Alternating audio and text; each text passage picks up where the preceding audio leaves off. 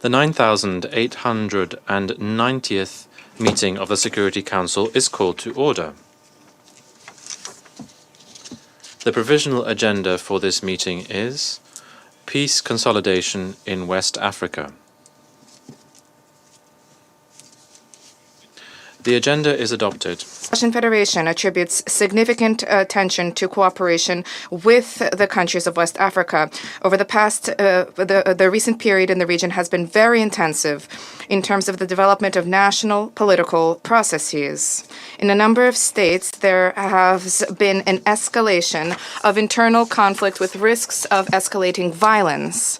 We hope that regional political elites will summon the will and wisdom to resolve existing disagreements peacefully and for the benefit of the population.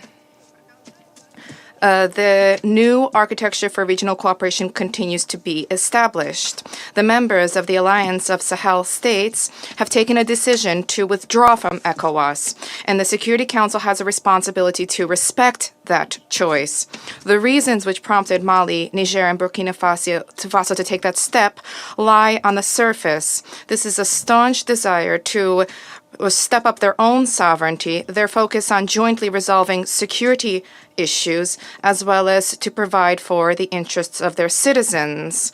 Having focused on leveraging their own forces, they remain open to cooperation with countries that are intent on equal, mutually respectful, equitable, mutually respectful, and mutually beneficial cooperation. We welcome the development of bilateral contacts among certain countries of ECOWAS, individual countries of ECOWAS, and the AES as part of a quiet diplomacy approach. For the entire region, what is of significance is the visa-free regime throughout the region, as well as the free trade zones. We hope that the forging of political contacts among the countries of the two organizations will be followed up by other steps. And this example will be followed upon. We believe that if countries in the region reach agreement resolving shared challenges, tasks, and development paths, then full cooperation and trust-based cooperation will be rekindled. In assessing the situation in the Sahel-Sahara region, we must also bear in mind that the transitional governments of the three countries in the sub-region have inherited past mistakes, as well as are facing the ravages of neo-colonialist policies. After countries of the West mounted a military aggression against the Libya, countries in the region became a haven for myriad terrorist groups, and the subsequent efforts to restore stability, as is well known, failed. And the reason for this was their own miscalculation. It was not their own miscalculations, but rather the infamous so-called lack of gratitude of the local population, which leaders have mentioned. Against this backdrop, what is absolutely, utterly cynical are attempts by certain countries to shift responsibility for the current problems on local authorities, who unwittingly may find themselves face to face with dangerous terrorist groups. And under these circumstances, the decisive steps undertaken by the AES are bearing fruit. The Malian armed forces are systematically liquidating fighter cells in the north and center of the country. In Burkina Faso, the authorities are maintaining control of 70% of that territory, which is significantly higher than in recent years. The government of Niger has managed to regroup forces and to step up terrorist deterrence efforts in the Lake Chad region.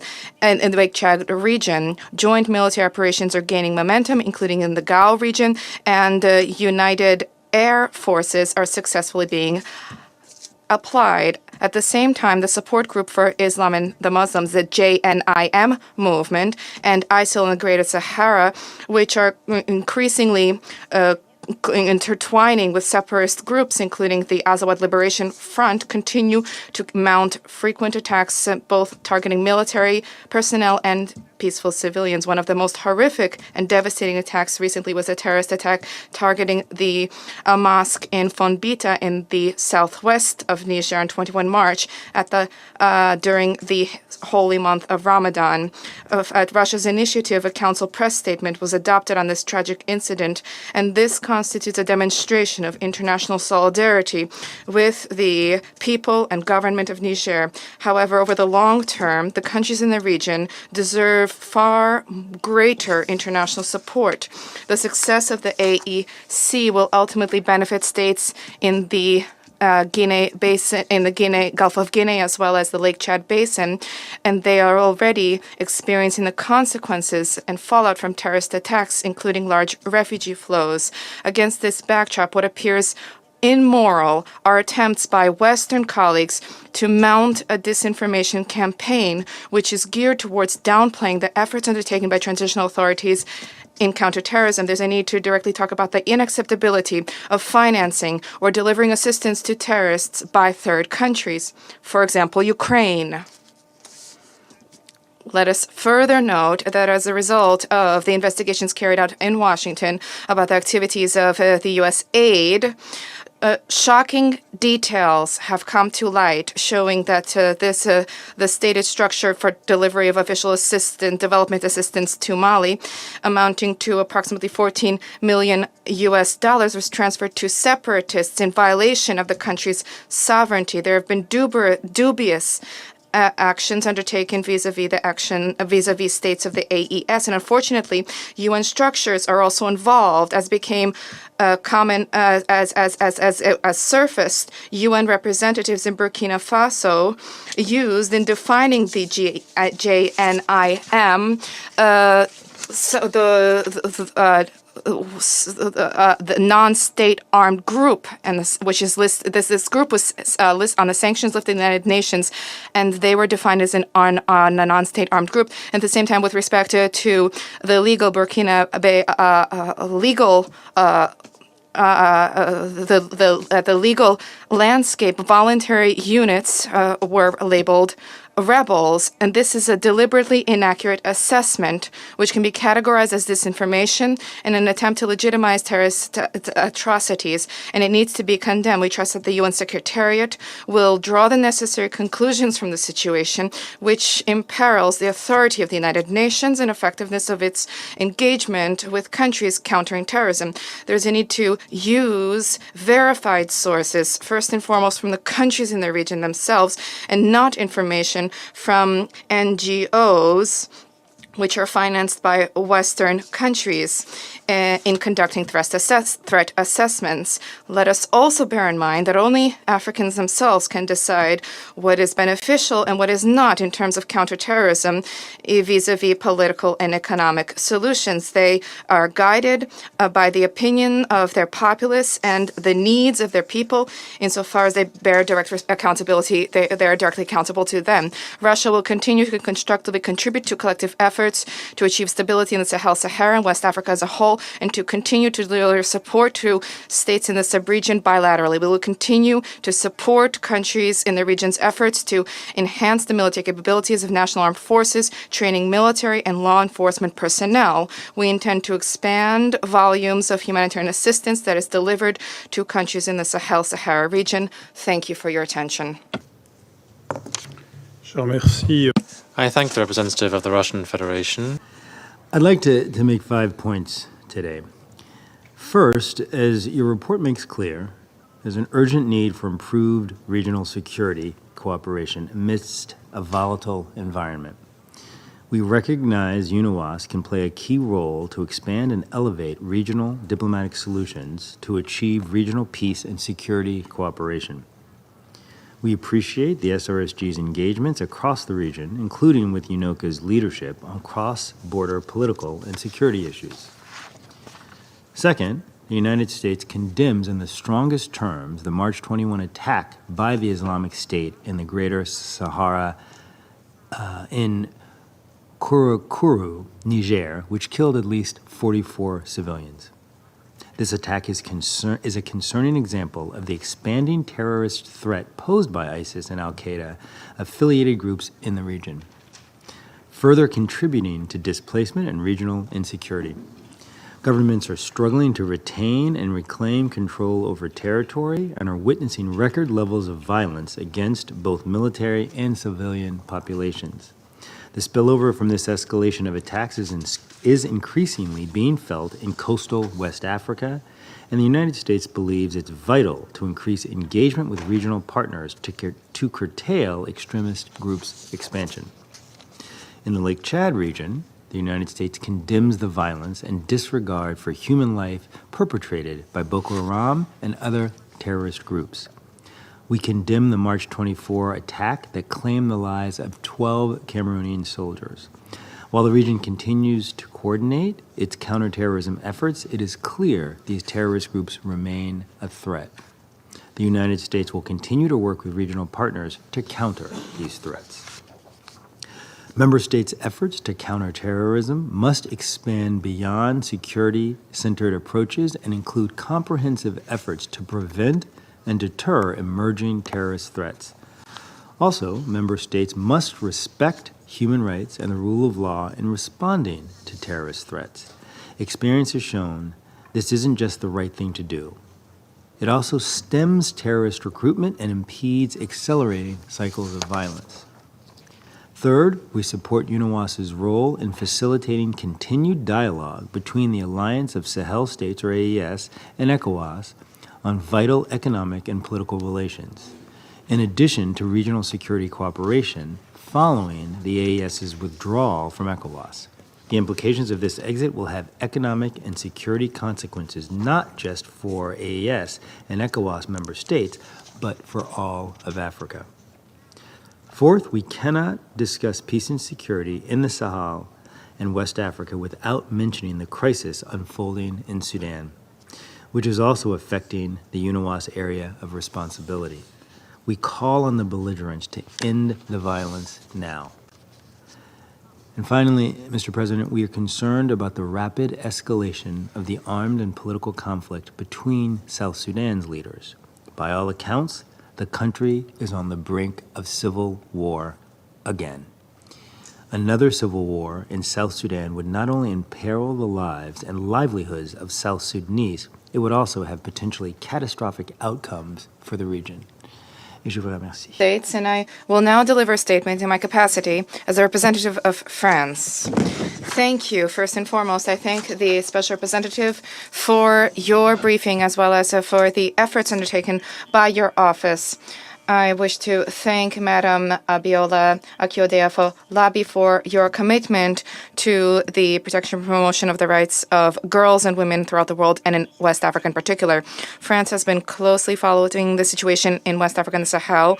All are aware of the historic and cultural ties linking us to the region, as well as human ties linking our country to that region, specifically through the active dynamic diaspora on both sides. This region has been characterized by the youth of its population, by its dynamism, and by its legitimate aspirations. It is all the more necessary for the region to be able to surmount the challenges standing in the way of its development, and this requires follow-up by the Council. France, first and foremost, remains concerned by the development of the security situation, particularly in the Sahel and the Lake Chad Basin. There, terrorist attacks and intercommunal violence have reached alarming levels. Local branches of Al-Qaeda and Islamic State continue to expand the territories under their control. As has been stressed in the Secretary General's report, these conflicts have devastating humanitarian consequences, particularly in Mali, Burkina Faso, Nigeria, and Niger, where the number of people in need of food assistance, the number of internally displaced persons, refugees, victims of sexual and gender-based violence continues to rise. France is concerned by the risk of these conflicts spilling over to coastal countries. In the light of these countries, we have a duty to work collectively and with the African Union and regional organizations by placing at the heart of our efforts the preservation of basic rights and freedoms and reinforcement of structures of governance and rule of law. We call for respect for international humanitarian law and human rights throughout the region. Improvement of the situation will hinge on a tranquil political environment, and by effective regional cooperation, we support the efforts undertaken to that end by UNOWAS in support of the efforts of ECOWAS. We will continue to deliver support support to people with respect for the sovereignty of the countries concerned, the Peace-Building Commission also plays an important role in supporting national prevention efforts, as it has been doing in Liberia and Mauritania. Conflicts and security crises are fueled and exacerbated by trafficking weapons, particularly trafficking SALW, small arms and light weapons, which are responsible for the bulk of the victims of this conflict. In this respect, I wish to thank Sierra Leone for having organized a meeting, an ARIA formula meeting on control of these weapons, and I wish to assure Sierra Leone of France's support. Another challenge remains, and that is consolidating democratic practices. The UN has a key role to play in supporting the process of restoring constitutional order in the countries concerned and supporting electoral processes to come. The organization in 2024 of elections, which resulted in peaceful handovers of power in Ghana and Senegal, is an example to be followed for the entire region. Men and women like men, are key factors in development of civil society. Women's representation needs to be promoted, their rights upheld. The consolidation of a democracy hinges on greater participation of women in political life in the spirit of ECOWAS and ECOWAS. West Africa has already been facing significant ecological and economic challenges. Peace and stability challenges need to be resolved. The potential of the region is tremendous. France will continue to collaborate with all countries in the region who wish to do so through respect for international law. Thank you, Monsieur President, and to SRSG Sameo and Ms. Akiode Afolabi for their briefings. I will make 3 points today. First, the United Kingdom urges support for democracy, constitutional order, and the protection of civic space in the region. We welcome the steps towards a return to constitutional order in Guinea and Mali, and note recent developments in Niger.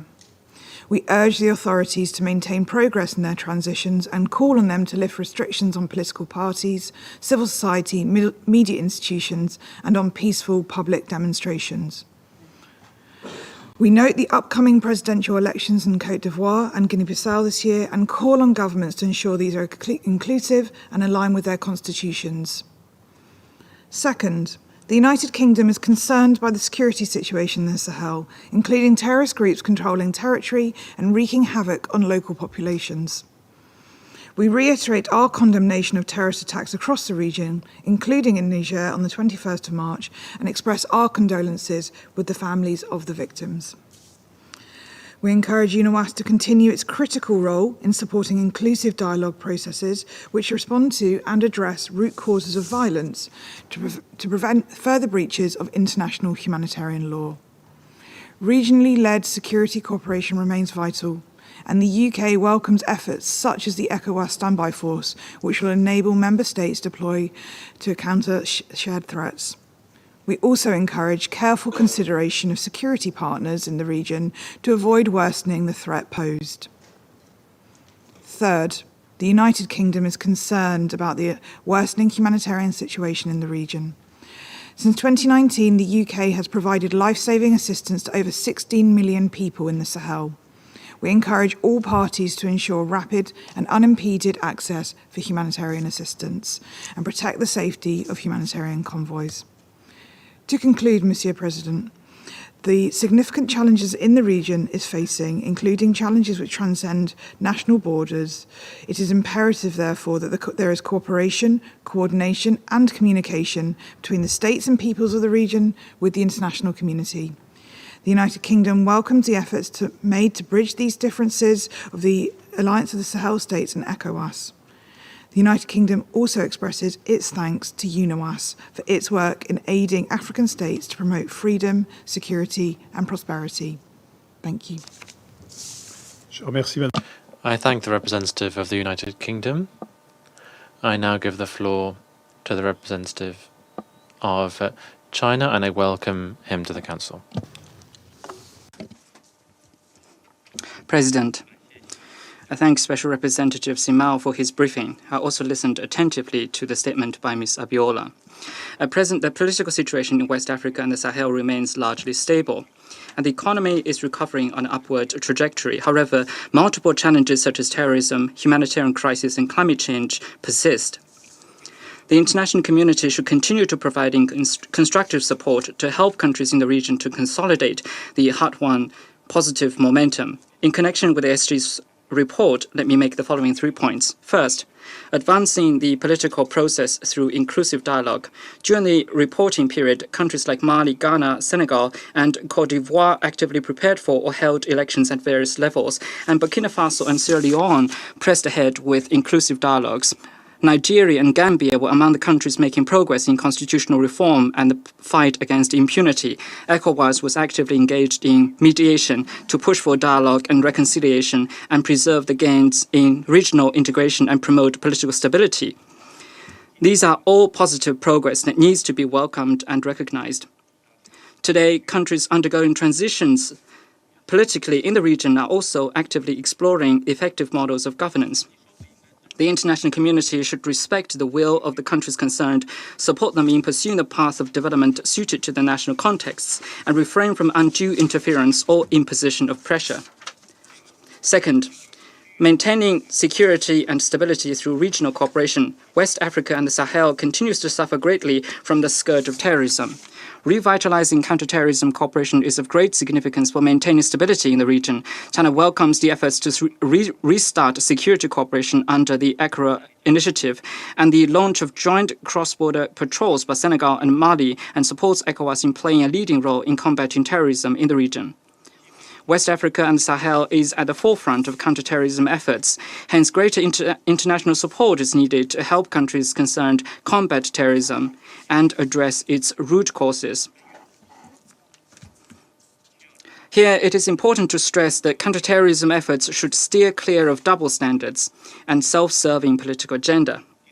Third, improving people's well-being through economic development. According to UN projections, West Africa and the Sahel is expected to see its economy grow by 4.1% in 2025, markedly faster than the previous year. Nevertheless, the region is still home to 32 million food insecure people and a large number of internally displaced persons and refugees. Humanitarian funding has only received less than half of its required amount, and economic and livelihood challenges remain daunting. Instead of cutting aid, the international community should continue lending greater support to help women and youth play a leading role or greater role and help countries in the region achieve sustainable economic and social development. West Africa and the Sahel has long been a victim of climate change. Developed countries should actively honor their climate financing commitments and help countries in the region enhance their resilience against climate shocks.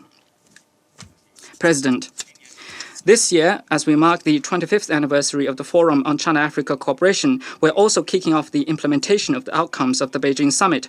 China and Africa have always maintained a mutuality of understanding, trust, support, and assistance. We stand ready to work with African countries to operationalize what we have achieved at the Beijing Summit, in particular the 10 partnership actions to advance high-quality China-Africa cooperation and promote peace through development. We will also continue supporting the work of Special Representative Simao and UNOWAS to achieve prosperity, development, and lasting peace and stability in West Africa and the Sahel. Thank you, President. I thank the representative of China for that statement.